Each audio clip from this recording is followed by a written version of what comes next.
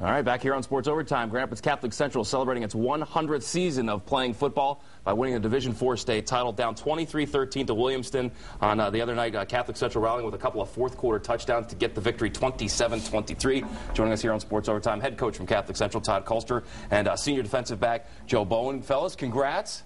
Thank you. You've had a couple days now to kind of soak this in. Has it kind of hit you yet? It's indescribable. I mean, I can't even put it into words. It feels really great to have done this. It's unbelievable. Okay, so you were out there, Joe. You guys scored that touchdown, time winding down the game. You guys scored 2 fourth-quarter touchdowns. You had the interception to kind of seal the deal.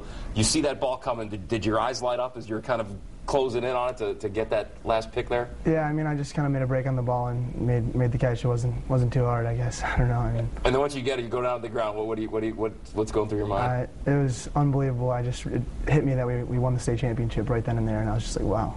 All right, Coach, your first year. You've been the athletic director for a couple years now at CC. Took over as the head football coach.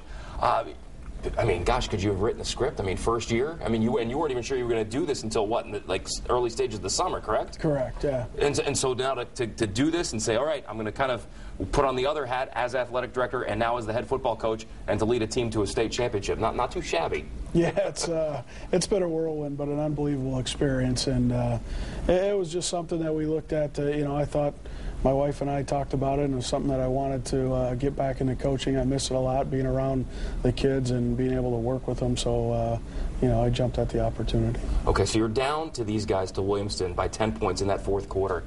What was the mindset? What did you say to the kids? Because the way you guys kind of operated, going down and scoring, holding them, on the next defensive stand, and then going down the field again and scoring. I mean, it was like Tom Brady or someone was back there. The way you guys kind of executed there at the end of the fourth quarter. Well, we have a ton of confidence in ourselves. I mean, we've done that, obviously not on that stage, but we've done that before the half. We've done that at the end of some games throughout the year where we've been able to score very quickly. And, we had an amazing group of seniors this year. They've bought in completely. There was no panic, and we just kept working, and we were very confident the whole time that, we'd be able to make a play. A couple weeks before the playoffs started, you guys lose to Forest Hills Eastern, and not just lose. I mean, you got beat pretty soundly to them.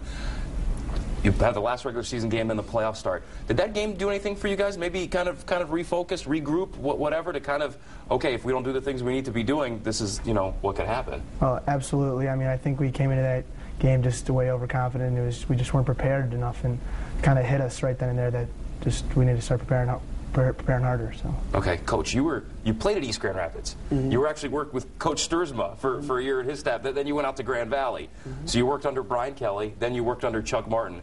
I kind of asked you in a little bit in passing the other night, how much of what you guys run, at least offensively, did you learn from these guys? And you're like, everything. Mm-hmm. What's it been like having, worked with some of these different coaches and to be able to, pluck different things from what you've learned from the different systems and what you've been running at CC?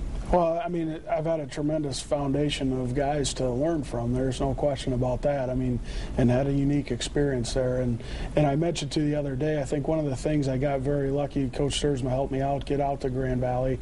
And I took the opportunity to go out there with Brian, and we were at that time kind of revamping the offense at Grand Valley. So I really got in to learn everything from scratch. And so kind of going through that process, I had been a defensive coordinator with Coach Sturzma.